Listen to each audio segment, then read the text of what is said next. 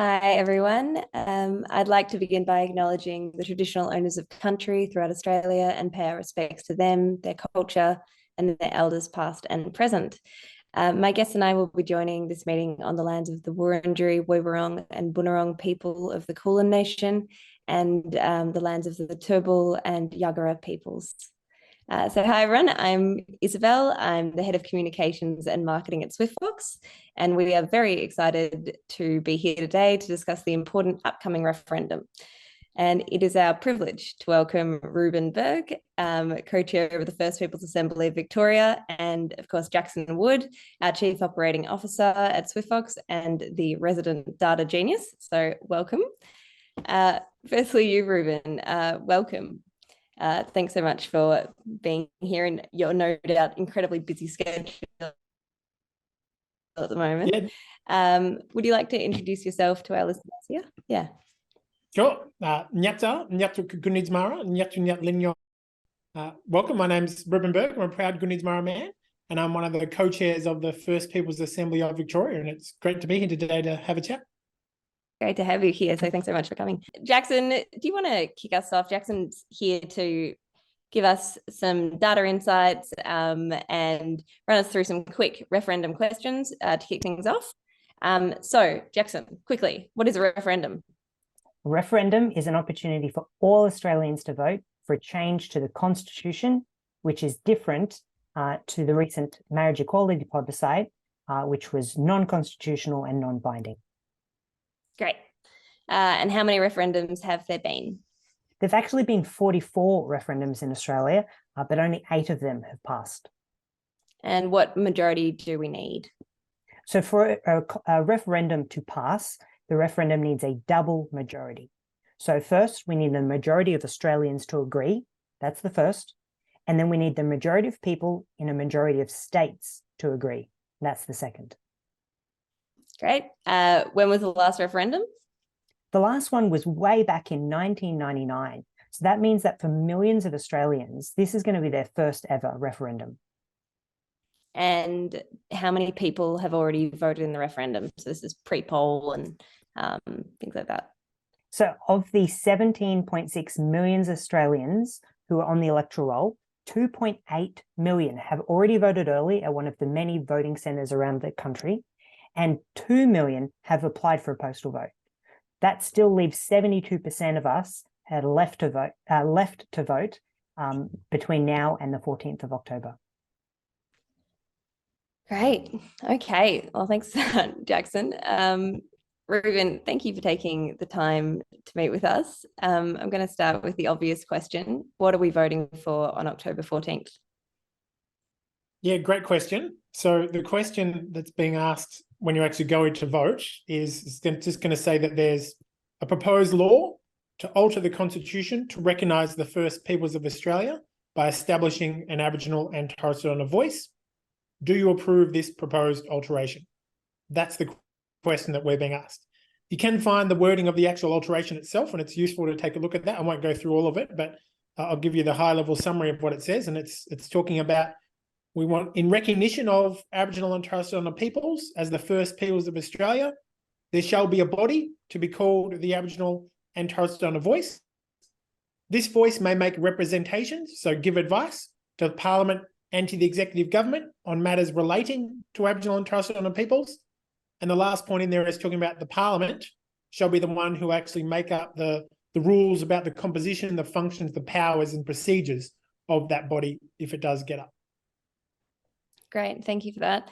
I think there's sort of been some comments about, whether there's not enough detail around the voice. How would you respond to that? Yeah, so the question of detail is one that does often pop up, and there's a few responses from my mind in that.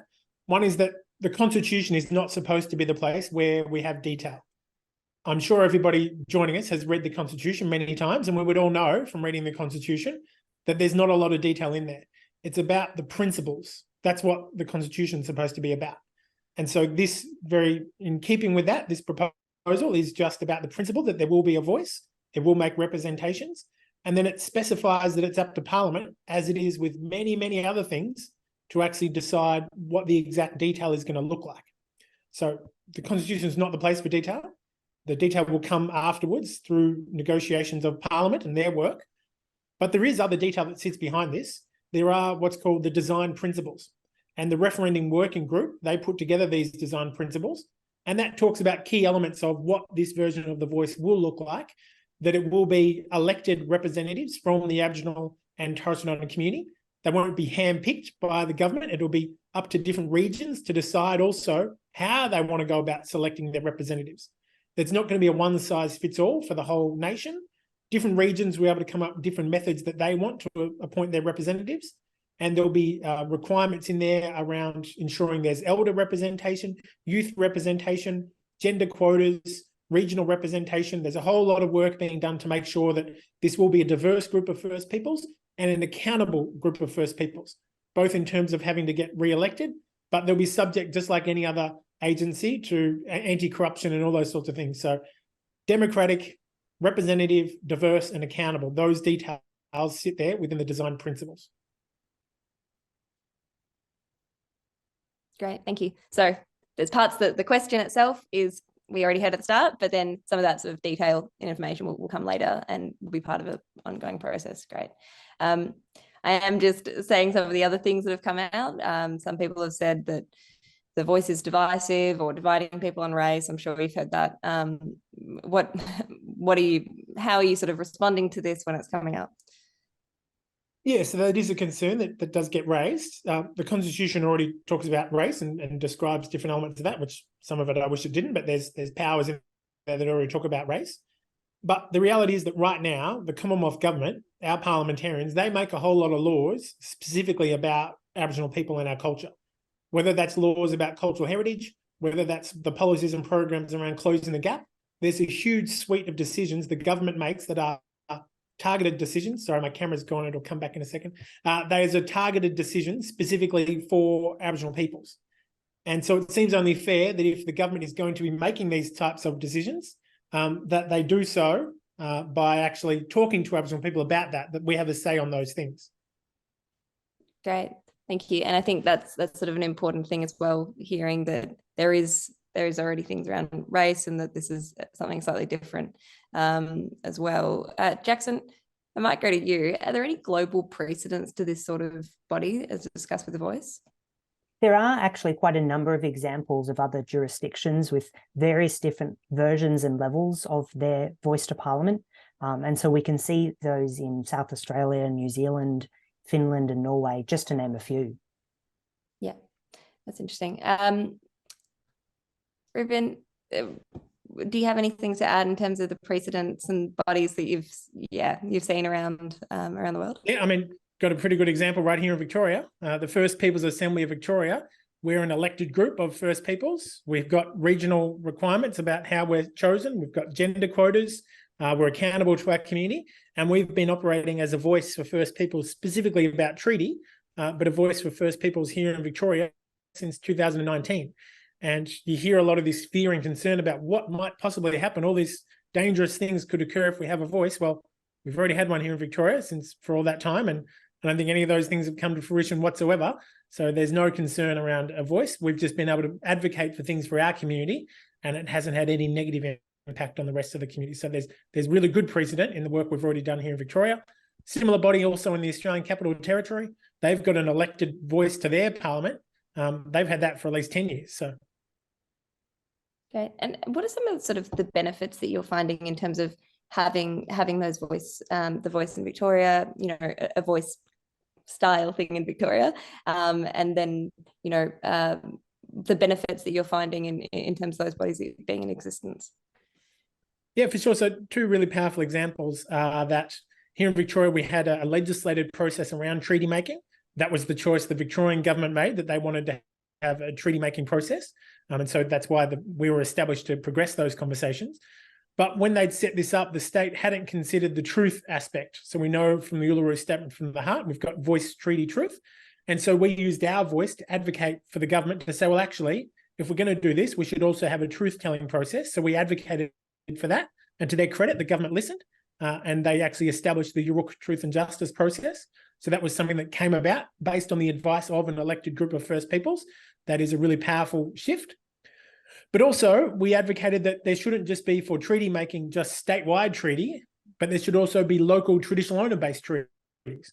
So we're able to advocate for a different way of thinking about things that hadn't been thought about before, to have this hybrid model. And so that's the power of having a diverse group of First Peoples representing their community and bringing forward solutions that otherwise the government wouldn't have come up with on their own. Right. What do you think that sort of, this is passed on Saturday? What do you think that it would mean to you personally? For me personally, it would be just amazing to see that we have the support of the nation. The majority of them, the double majority have supported what we're doing here as First Peoples, have recognised that we should have a voice, because it is a fairly simple thing that we're talking about. It's just about that idea of recognition and listening, and to think that the majority of Australians support that will bring a great level of comfort and relief to know that the nation that I kind of think and hope that I'm a part of is what's reflected in the polling, that the results show that is the nation we're in. So it will be really powerful, and it will then enable this voice to be activated and to ensure that when the government is sitting down to make policies about our people, laws about our people, that we have a chance to have input on that, and that will lead to better outcomes. So it's the initial thing will be that strong positivity around the reflection of what our society says about First Peoples, and then the long-term benefits are just going to be massive to know that those outcomes that we need that gap to be closed in, we're going to get closer to closing that gap. We are going to close that gap in a much more efficient way when we have a voice. Sort of extending from there, what do you think it will mean for sort of our national identity and Australia and its peoples? Yeah, the very fact that the first part of the change to the Constitution talks about recognition of Aboriginal and Torres Strait Islander peoples as the First Peoples, I think will enable all Australians to kind of better embrace and engage with our cultures. That we've got 65,000+ years of cultures and a huge diversity of cultures all over this nation. And without us being recognised within the Constitution in that way, I think there's a bit of a challenge for some people to kind of really have the confidence to embrace that as part of our national identity. But once it's there embedded within our Constitution, everyone will be able to take pride in the fact that we've got that recognition and that they can share and celebrate in our 65,000+ years of cultures that are still being practiced today. Great, thank you. Jackson, I might get into sort of the detail of how we actually go about voting on October 14th. Can I sort of share with us how we do it? Yeah, no, absolutely. Look, so in just a few days' time, October 14th, everyone will be heading to their local polling station. So there's some 7,000 polling stations across Australia.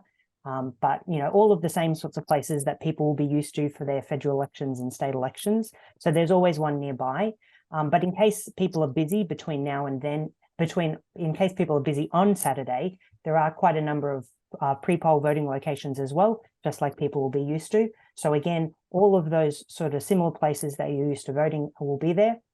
In the after email from this webinar, we'll send through a link to the AEC website where you can get that full list of all of those voting centres. And so it'll be nice and easy for everyone to hop on and find their local place.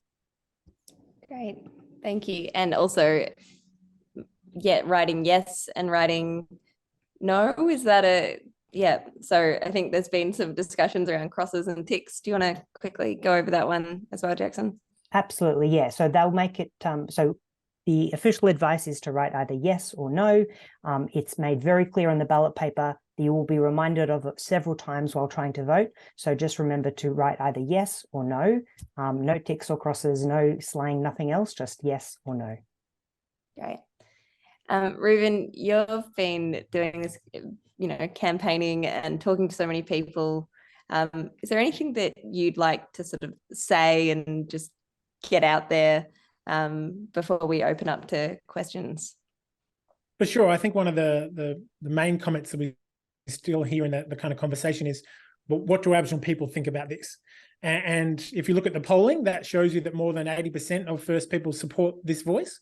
My own experience engaging with my community and the work we do with the Assembly is that it's higher than that. That's at least 80% of the Aboriginal community support the voice. But there are some members of our community that don't support it for various different reasons, and that's they're right. Like, you wouldn't expect any community to have 100% agreement on anything, and so it's perfectly understandable that some people have different perspectives. But to my mind, the very fact that many people are interested and want to know, well, I wonder what Aboriginal people think about this, shows to me a kind of strange irony that here we have this big decision about this voice, and lots of people want to know what Aboriginal people think about it. And wouldn't it be useful if there was a formal way we could find out what Aboriginal people think about something before it's decided? Well, that's the point of a voice, to be able to find out what we think about it before big decisions are made. So it is important that we can hear those voices. That was a really good way of putting it. Yeah, it's sort of, it's a really, really interesting point.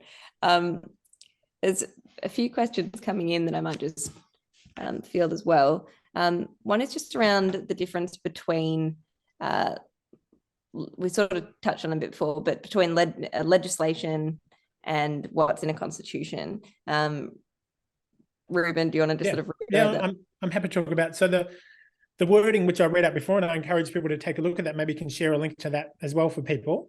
The change to the constitution is a very modest change. It's a very small change, and and that's because you want the principle embedded in the constitution, and the only way we can change it, as we know, is to have a referendum. So once it's in the constitution, it's a permanent part of how we do our business as a nation, unless we have another referendum to change it. But it's very rare you put something in and then just go ahead and take it out. But that's why we want it in the constitution, so it is embedded as how we do our business as a nation. And that's important because we've had similar bodies like this before that were removed because it wasn't enshrined in the constitution. But once it is in the constitution, it's then up to Parliament to make laws, and that's a much more agile thing to do. It's still quite challenging to sit down and pass a law through Parliament because it's got to go through both houses, and there's a whole process that sits behind that. But there's more ability for that to be changed. And that's actually a really useful thing, in that we wouldn't want the constitution to have all the detail in it, because then you find yourselves a bit like what they have in the US, where they've got far too much detail in their constitution, and so they're stuck with all these things that don't quite make any sense. Because it will just be legislated, the detail, if the parliamentarians put in some detail and we realize actually it might work better if we slightly change it, they can just pass new laws to change that. And so legislation is much more agile and adaptable, but the constitution is something that seems much more permanent, although there's scope to change it through a referendum. Great, thanks. Jackson, did you have anything to add? I feel like that was a pretty good summation. Yeah, I don't think we could have said it any better. Great.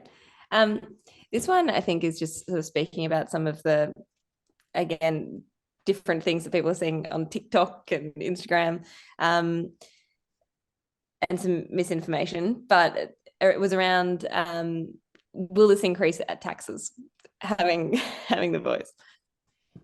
So there's no way that anyone part of this referendum is going to say, because we have a voice, there's going to be this new tax about the voice. If we do talk about money, what we know is that we are spending a lot of money on these issues to try to close the gap. Like, that's happening right now. And if we can find better ways to close that gap, better solutions, we'll save money. And so by having a voice, we're still going to tackle these issues, but in a more efficient way, a more effective way. So ultimately that will lead to savings. But there's no part of that change to the constitution that means there's some new tax or that we're going to come and take your backyard. If you've got any doubts about those things, just go and read the actual proposal. That's where you should go to as your basis for information about what this is about. There's no hidden language within those changes. It says what it means, and it means what it says. Great. I'm really happy that we're dispelling that one. So no, this is actually about sort of efficient outcomes, and it's something entirely different. So we'll make sure to send through those links as well. Look, I think that everything has been really covered quite efficiently here. We've got some questions that will be coming through as well. We might sort of pass them on, but I think this has sort of covered everything, unless anybody has anything they'd like to add. Rueben? Look, I'll just add that, as I said, this is a very straightforward and simple referendum. It's about recognition. It's about listening. And the vast majority of Aboriginal people support it because we know it will get better outcomes. And there is still a few days to go. All these days matter. I think people should be able to vote whichever way they choose, but vote based on the actual information. Don't vote based on speculation. I encourage people to share the actual information out there so people can make informed decisions. I hope that people do vote yes, because I think it leads to a better outcome.